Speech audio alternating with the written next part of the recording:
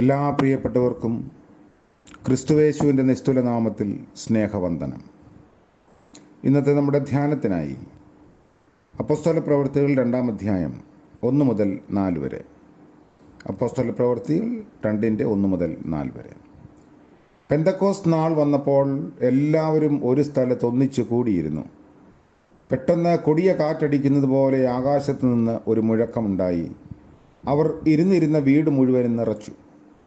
അഗ്നിജ്വാല പോലെ വിളർന്നിരിക്കുന്ന നാവുകൾ അവർക്ക് പ്രത്യക്ഷമായി. അവരിൽ ഓരോരുത്തൻ്റെ മേൽ പതിഞ്ഞു. എല്ലാവരും പരിശുദ്ധാത്മാവ് നിറഞ്ഞവരായി. ആത്മാവ് അവർക്ക് ഉച്ചരിപ്പാൻ നൽകിയതുപോലെ അന്യഭാഷകളിൽ സംസാരിച്ച് തുടങ്ങി. കർത്താവിൻ്റെ പരിശുദ്ധനാമം വാഴ്ത്തപ്പെടുമാറാകട്ടെ. പരിശുദ്ധാത്മാവിൻ്റെ വ്യത്യസ്തമായ പ്രതീകങ്ങൾ ഈ ദിവസങ്ങളിൽ നമ്മൾ ധ്യാനിക്കുന്നു. ഇന്ന് പരിശുദ്ധാത്മാവാകുന്ന അഗ്നി എന്ന ചിന്ത നമ്മെ ഭരിക്കട്ടെ. സങ്കീർത്തനക്കാരൻ പറയുന്നു 39-ാം സങ്കീർത്തനത്തിൽ, എൻ്റെ ഉള്ളിൽ ഹൃദയത്തിന് ചൂട് പിടിച്ചു, എൻ്റെ ധ്യാനത്തിങ്കൽ തീ കത്തി, അപ്പോൾ ഞാൻ നാവെടുത്ത് സംസാരിച്ചു. ലോകത്തിൻ്റെ എല്ലാ പുരോഗതിക്കും നിദാനമായിരിക്കുന്നത് അഗ്നിയാണ് എന്ന് പറയാറുണ്ട്. തീ അണഞ്ഞു പോകാതെ സൂക്ഷിക്കാനും കൊണ്ട നടക്കാനും നമ്മുടെ പൂർവികർ വളരെയധികം ബന്ധപ്പെട്ടിട്ടുണ്ട്. യവന സാഹിത്യത്തിൽ പ്രോമിത്യൂസ് എന്നു പേരുള്ള ഒരു രാക്ഷസൻ്റെ കഥയുണ്ട്. ഈ അതികായൻ ആകാശത്തിലേക്ക് വലിഞ്ഞു കയറി അവിടെ നിന്നും അഗ്നി മോഷ്ടിച്ച് ഭൂമിയിൽ കൊണ്ടുവന്നു. അതുവരെ ഭൂവാസികൾ അഗ്നി കണ്ടിട്ടില്ലായിരുന്നു. പ്രോമിത്യൂസ് മനുഷ്യരെ തീ കൊണ്ടുള്ള പല വിദ്യകളും പഠിപ്പിച്ചു. ഈ മോഷണത്തിൽ ദേവന്മാർ കോപിഷ്ഠരായി. വ്യാഴമെന്ന ദേവൻ പ്രോമിത്യൂസിനെ ഒരു ചങ്ങല കൊണ്ട് ബന്ധിച്ച് ഒരു പാറയിൽ തളച്ചിട്ടു. ഒരു കഴുകനെ അയച്ച് അവനെ പീഡിപ്പിച്ചു. ഇതാണ് കഥ. ഈ കഥയിൽ നിന്ന് പണ്ടുള്ളവർ അഗ്നിയെ എത്രമാത്രം വിലമതിച്ചിരുന്നു എന്നതാണ് മനസ്സിലാക്കേണ്ടത്. കർത്താവായ യേശുക്രിസ്തു ക്രൂശിൽ സഹിച്ച വേദനയാൽ സ്വർഗത്തിൽ നിന്ന് ഇറക്കിക്കൊണ്ടുവന്ന പരമ അഗ്നിയാണ് പരിശുദ്ധാത്മാവ്. ആദ്യത്തെ പെന്തക്കോസ്ത് നാളിൽ ദൈവത്തിൻ്റെ പരിശുദ്ധാത്മാവ് കാത്തിരുന്ന വിശ്വാസികളുടെ മേൽ നിബദിച്ചതിനെക്കുറിച്ച് നാം വായിച്ചതാണ് ഇന്നത്തെ വേദഭാഗം. അഗ്നിജ്വാല പോലെ പിളർന്നിരിക്കുന്ന നാവുകൾ അവർക്ക് പ്രത്യക്ഷമായി. അവരിൽ ഓരോരുത്തൻ്റെ മേൽ പതിഞ്ഞു. ലോകത്തിൻ്റെ അഗ്നിയാൽ ഭൂമിയിൽ വെളിച്ചവും ചൂടും സുഖവും ഉണ്ടായതുപോലെ തന്നെ യേശു നമുക്ക് സമ്പാദിച്ചു തന്ന സ്വർഗീയ അഗ്നിയാൽ ലോകത്തിന് ലഭിച്ച അനുഗ്രഹങ്ങൾ അനവധിയാണ്. സഭ പരിശുദ്ധാത്മാവിനാൽ ജ്വലിച്ച് പ്രകാശിക്കുമ്പോൾ ലോകം വെളിച്ചം കാണുന്നു. സഭ മങ്ങിയും ഉറങ്ങിയും കഴിയുമ്പോൾ ലോകജനത ഇരുളിൽ ആണ്ടുപോകുന്നു. പരിശുദ്ധാത്മാവ് അഗ്നി എന്ന നിലയിൽ നമ്മിൽ നിവർത്തിക്കുന്ന വ്യത്യസ്തമായ ശുശ്രൂഷകളുണ്ട്. ഒന്ന്, പരിശുദ്ധാത്മാവ് ജ്ഞാനസ്നാനം ചെയ്യുന്ന അഗ്നിയാണ്. സ്നാപക യോഹന്നാൻ പറഞ്ഞു, ഞാൻ നിങ്ങളെ വെള്ളം കൊണ്ട് ജ്ഞാനസ്നാനം ചെയ്യുന്നു, എന്നാൽ യേശു നിങ്ങളെ പരിശുദ്ധാത്മാവ് കൊണ്ടും അഗ്നി കൊണ്ടും ജ്ഞാനസ്നാനം ചെയ്യും. വെള്ളം കൊണ്ടുള്ള സ്നാനം അനുതാപത്തിനും പാപമോചനത്തിനും അടയാളമാകുന്നു. എന്നാൽ അഗ്നി കൊണ്ടുള്ള സ്നാനം ക്രിസ്ത്യാനിയുടെ ദേഹവും ദേഹിയും ആത്മാവും ഒരു ജീവനുള്ള ബലിയായി പരിശുദ്ധാത്മാവ് മൂലം ദൈവത്തിന് പ്രതിഷ്ഠിക്കുന്നതിൻ്റെ അടയാളമാണ്. ജലസ്നാനം ഒരിക്കൽ മതി. അഗ്നിസ്നാനം നിരന്തരമായും നമുക്ക് അനുഭവവേദ്യമാകണം. അഗ്നി എന്ന് പറയുന്നത് എപ്പോഴും എരിഞ്ഞുകൊണ്ടിരിക്കണം, ഇല്ലെങ്കിൽ അത് അഗ്നി അല്ല. ഹോമയാഗത്തെക്കുറിച്ചുള്ള നിർദ്ദേശം ലേവ്യ പുസ്തകം 6-ാം അധ്യായത്തിൻ്റെ 8-ാം വാക്യം മുതൽ നമ്മൾ കാണുന്നത്. അവിടെ ആവർത്തിച്ച് പറയുന്ന ഒരു കാര്യമുണ്ട്. യാഗപീഠത്തിലെ തീ കെട്ടുപോകരുത്. ഹോമയാഗം രാത്രി മുഴുവനും ഉഷസ് വരെ യാഗപീഠത്തിനു മേലുള്ള വിറകിന്മേലിരിക്കുകയും യാഗപീഠത്തിലെ തീ അതിനാൽ കത്തിക്കൊണ്ടിരിക്കുകയും വേണം. അതുകൊണ്ട് യാഗപീഠത്തിൽ തീ കെട്ടുപോകാതെ കത്തിക്കൊണ്ടിരിക്കുന്നതാണ് ഹോമയാഗത്തിൻ്റെ ഒരു പ്രത്യേകത. അഗ്നിസ്നാനം സഹനത്തിൻ്റെ സ്നാനമാണ്. ഇത് കർത്താവ് പറയുന്നതിന് സഹനം അല്ലെങ്കിൽ പീഡനം എന്ന അർത്ഥമുണ്ട്. പരിശുദ്ധാത്മാവ് സഭയുടെ മേൽ വന്നപ്പോൾ സഭ പീഡനത്തിലേക്ക് നയിക്കപ്പെട്ടു.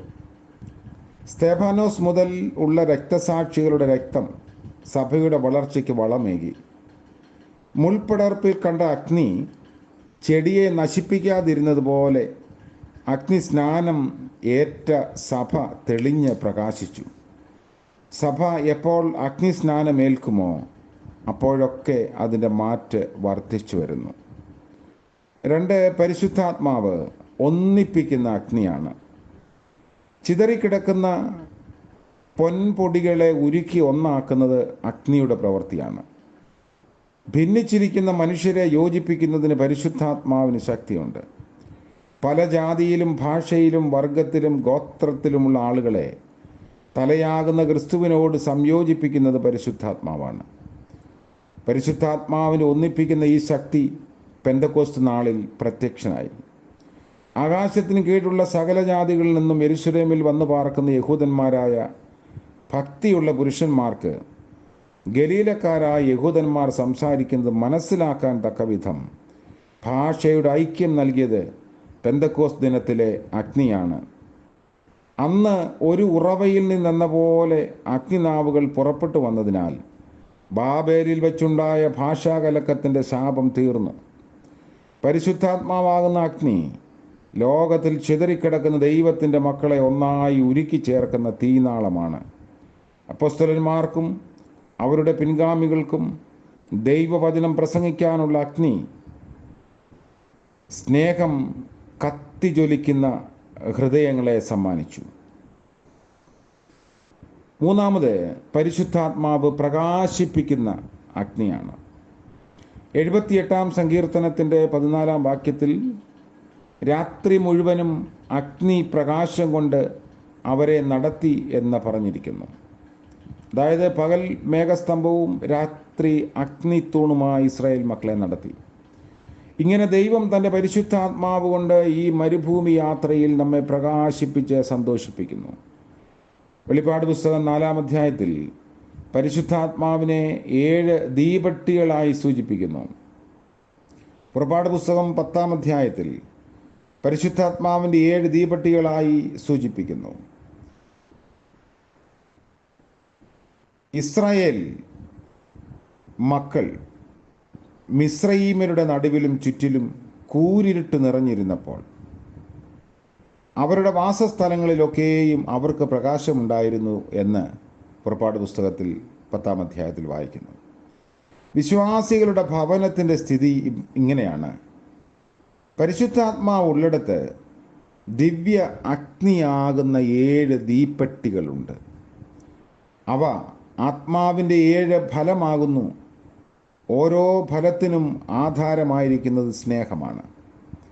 പരിശുദ്ധാത്മാവിൻ്റെ 9 ഫലത്തെക്കുറിച്ച് വിശുദ്ധ പൗലോസ് ഗലാത്യ ലേഖനം 5-ാം അധ്യായത്തിൽ പറഞ്ഞിരിക്കുന്നത് ഇതിന് കൂടുതൽ മിഴിവ് ഏകുന്നതാണ്. 4, പരിശുദ്ധാത്മാവ് ചൂട് പിടിപ്പിക്കുന്ന അഗ്നിയാണ്. ദൈവമക്കളുടെ ഒരു പ്രത്യേക അവകാശം ദൈവത്തിൻ്റെ വചനമാണ്. ആ വചനം വായിക്കുന്നതിനും വ്യാഖ്യാനിക്കുന്നതിനും ദൈവം അവരെ ഭരമേൽപ്പിച്ചിരിക്കുകയാണ്. എന്നാൽ വിശ്വാസികളുടെ ഹൃദയത്തിൽ ഇന്ന് ഒരു ചൂടുമില്ല. അനേകം പ്രവർത്തകരുടെയും ശുശ്രൂഷകരുടെയും ഹൃദയത്തിൽ ചൂട് നഷ്ടപ്പെട്ടു.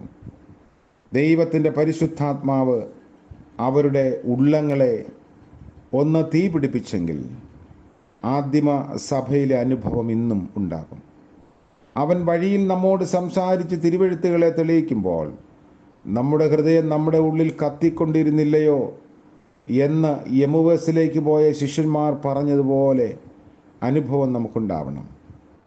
കർത്താവേ, കാലിന് ചിറകും അസ്ഥിയിൽ അഗ്നിയുമുള്ള പ്രവർത്തകരെ ഞങ്ങൾക്ക് നൽകണമേ എന്ന ഒരു പ്രാർത്ഥനയുണ്ട്. എൻ്റെ ഉള്ളിൽ ഹൃദയത്തിന് ചൂട് പിടിച്ചു. എൻ്റെ ധ്യാനത്തിങ്കൽ തീ കത്തി. അപ്പോൾ ഞാൻ നാവെടുത്ത് സംസാരിച്ചു.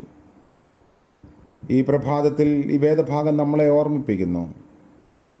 നമ്മൾ വചനം വായിക്കുമ്പോൾ നമ്മുടെ ഉള്ളിൽ ഹൃദയത്തിന് ചൂട് പിടിക്കണം. ഇല്ലെങ്കിൽ പരിശുദ്ധാത്മാവിൻ്റെ ഒരു അഗ്നിവർഷം നമുക്ക് ആവശ്യമാണ് എന്ന തിരിച്ചറിവ് ഉണ്ടാവണം. വളരെ വർഷങ്ങൾക്ക് മുൻപ് യെരുശലേമിൽ കർത്താവിനെ അടക്കിയ കല്ലറയ്ക്ക് മുകളിൽ പണിതിരിക്കുന്ന കല്ലറപ്പള്ളിയിൽ ആണ്ടുതോറും ലോകത്തിൻ്റെ നാനാഭാഗത്തു നിന്നും, അതായത് 50-ാം പെരുന്നാളിൽ പരിശുദ്ധാത്മാവ് അഗ്നിനാവായി പ്രത്യക്ഷപ്പെട്ട പെന്തക്കോസ്ത് ദിനത്തിൻ്റെ ഓർമ്മ, അങ്ങനെ അനേകായിരം ക്രിസ്ത്യാനികൾ വന്ന് തിക്കിക്കൂടുക ഒരു പതിവായിരുന്നു. പള്ളിയുടെ കിഴക്കേ അറ്റത്തുള്ള ഒരു ദ്വാരത്തിൽ കൂടി ഒരു കൊളുത്തിയ മെഴുകുതിരി ഒരു പുരോഹിതൻ നീട്ടിക്കൊടുക്കും. പെന്തക്കോസ്ത് നാളിൽ ഇറങ്ങിയ അഗ്നിയാണ് ഈ ദീപം എന്നാണ് പറയുന്നത്. ആദ്യം എനിക്ക് ദീപം പകർത്തണമെന്ന വിചാരത്തോടെ മെഴുകുതിരി കയ്യിലേന്തിയ ജനം തള്ളി തിക്കുകൂടും. പല സന്ദർഭങ്ങളിലും സ്ത്രീകളും കുട്ടികളുമൊക്കെ ഈ ചവിട്ടേറ്റ് മരിച്ചിട്ടുണ്ട്. എനിക്ക് സ്വർഗീയ അഗ്നി കിട്ടി എന്ന വിചാരത്തോടെ തീർത്ഥാടകരായ ആളുകൾ തിരിച്ചു പോകും. ഈ തീ സ്വർഗത്തിൽ നിറങ്ങിയതാണ് എന്നാണ് അവരുടെ സങ്കല്പം. അവരുടെ അറിവില്ലായ്മയെ നിന്ദിക്കുന്നില്ല. നമ്മുടെ അനുഭവം ഏറെക്കുറെ ഇതിൽ നിന്ന് വ്യത്യസ്തമല്ല. നമ്മൾ വാസ്തവമായി സ്വർഗീയ അഗ്നിയാൽ ജ്വലിക്കപ്പെട്ടവരാണോ എന്ന ഒരു സ്വയം പരിശോധന ഈ വേദവാക്യത്തിൻ്റെ അടിസ്ഥാനത്തിൽ നമുക്ക് അനിവാര്യമാണ്.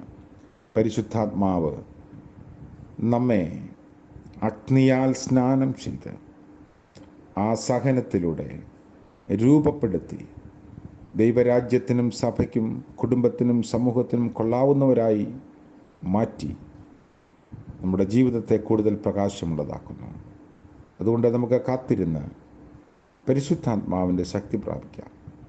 തിരുവചനം നമ്മുടെ ഉള്ളിൽ ചില കത്തലുകൾ പൊള്ളലുകളൊക്കെ ഉണ്ടാക്കട്ടെ. നമുക്ക് പ്രാർത്ഥിക്കാം. കരുണ നിറഞ്ഞ വാഴ്ത്തപ്പെട്ട ദൈവമേ, മനോഹരമായ മറ്റൊരു പ്രഭാതം കൂടെ ദാനമായി നൽകിയതോർത്ത് നന്ദിയോടെ ഞങ്ങൾ അങ്ങയെ സ്തുതിക്കുന്നു. പരിശുദ്ധാത്മാവാകുന്ന അഗ്നിയാൽ ഞങ്ങളെ ജ്വലിപ്പിക്കണമേ. ഞങ്ങളുടെ ഉള്ളത്തിൽ ദൈവ വചനത്തിൻ്റെ കേൾവിയാൽ, അതിൻ്റെ അനുഭവത്താൽ ഇത്തരത്തിലുള്ള പൊള്ളലുകൾ നൽകണമെന്ന് പ്രാർത്ഥിക്കുന്നു. ഞങ്ങളുടെ തീരുമാനങ്ങളെ കൂടുതൽ ഉറപ്പിക്കുവാൻ ഇത് ആവശ്യമാണല്ലോ. ഇന്നത്തെ പകൽക്കാല ജീവിതത്തിൽ അവിടുത്തെ കൃപയിലും കരുണയിലും ഞങ്ങളെ വഴി നടത്തണമേ. പകൽ മേഘസ്തംഭത്തിലും രാത്രി അഗ്നിത്തൂണിലും ഇസ്രായേൽ മക്കളെ വഴി നടത്തിയ ദൈവം ഇന്നും ഞങ്ങൾക്ക് വേണ്ടി ജീവിക്കുന്നവനാകിയാൽ സ്തോത്രം. ഇന്നത്തെ ഞങ്ങളുടെ ആവശ്യങ്ങളിലും യാത്രകളിലും ജോലിയിടങ്ങളിലും കർത്താവിൻ്റെ കരുതലും കൃപയും കൂടെ ഉണ്ടായിരിക്കണമേ. ഇടറിപ്പോകാതെ വണ്ണം ഞങ്ങളെ കാത്തുകൊള്ളണമേ. ഇന്ന് ജന്മദിനം ആഘോഷിക്കുന്ന പ്രിയപ്പെട്ടവർക്ക് വേണ്ടി പ്രാർത്ഥിക്കുന്നു.